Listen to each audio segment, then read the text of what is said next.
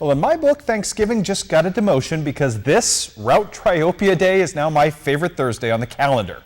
Meeting number 56 between these two arch rivals had plenty of meaning, with both teams ranked in the top 10 in Class 1A, and Triopia trying to end a two-game losing streak to the Rockets while simultaneously trying to win the WIVC North outright. They'd have to beat their arch rivals. Routt heads up tonight to do so in front of a packed house tonight in beautiful Concord, Illinois, where it was like triple the number of usual denizens there. Started off on an auspicious note for the Triopia defense as Blake Richardson gets the big stop right there. But the Routt offense goes to work. Nick Lonergan with 3 different third down situations where he completes plays, and that sets up this play action pass. It is Lonergan up top to Garrett Eilering, 33-yard touchdown strike, and that, my friends, puts the Rockets up 7-0 at that point.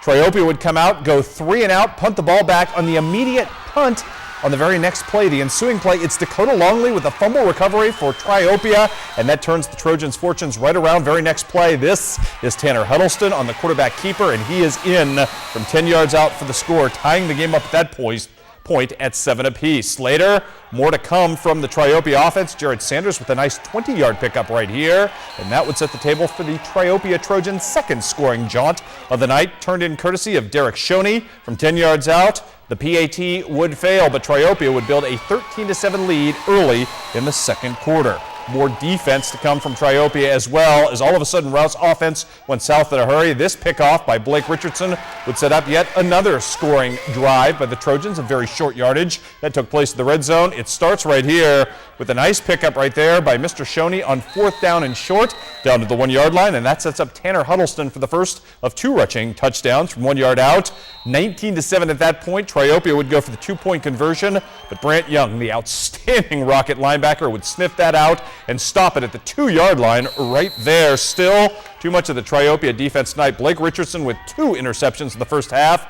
Triopia only had 187 yards of total offense in the night, but they beat Routt by 32 points. Statistical anomaly, it still worked out as Triopia gets the big win and the WIVC North title. 39-7 was your final there. Let's do some scores tonight from Class 2. District 14 softball action. Highland is headed off to the district championship game by beating Clark County 8-2. Julie Schultz with 13 strikeouts on the hill for the Cougars. They will face South Shelby, who was an upset winner over Schuyler County tonight. That game taking place at 2 o'clock in South Shelby on Saturday. Other action in Class 2. We've got Mark Twain and Palmyra going at it. Melissa Wood looking for the big upset tonight, and she was going to do her level best both on the mound and at the plate. A towering home run right here gives Mark Twain a 3-0 lead at that point.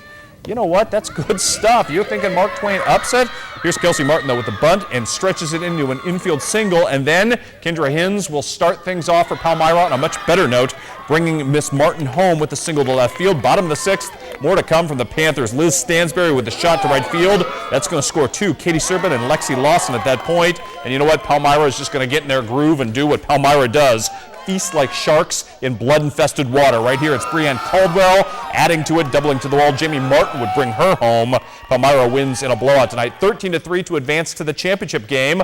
Up next for Palmyra, that game on Saturday would be the winner of the contest between Monroe City and Ellsbury. Auspicious start in this one for Tegan Garner and the Lady Panthers, as there were a lot of strikeouts early, but things would devolve quickly for Monroe City. How about Felicia Pruitt right here, hitting into the fielder's choice, which scores the first run of the game. Miss Pruitt not done yet. This is an RBI triple, which starts an onslaught at that point of 12 unanswered runs. My goodness, Ellsbury takes out Monroe City, the 2 seed, in an upset, a minor upset, but an upset nonetheless. 12-2 is your final. It will be Ellsbury and Palmyra doing battle in Monroe City coming up on Saturday. More scores for you to pass along tonight. Scotland County gets knocked off by Brashear tonight in Class 1 District 11 at Canton. Up next for Brashear would be the winner of tonight's Knox County-Canton game, which was a surprisingly close affair. Let's take you to the highlights of that one. Top of the 2nd, Rachel Poston in a bit of a jam, but she's going to get out of the inning right here with a strikeout. She pitches very, very effectively for Knox County. Canton's defense, though, kept them in this game. Off the bunt, it's Allie Carper going to Kayla Merrill at first, then she guns the runner at third. A 5-3-6 double play. Good defense from Canton. Knox would answer with some good defense of its own. Courtney Ballman smacks this ball deep, but Mackenzie Husted's there with a beautiful snag a la Willie Mays over the shoulder. Here comes the Knox County offense. There wasn't much of it, just enough. Bailey Couch hits this to the wall. She lands on second with a double. Will be brought home by Miss Poston, and that was the difference in the ball game as Knox County survives a scare tonight. Knocks off Canton 2-1. Knox County takes on Brashear on Friday, tomorrow night, for the championship of that district.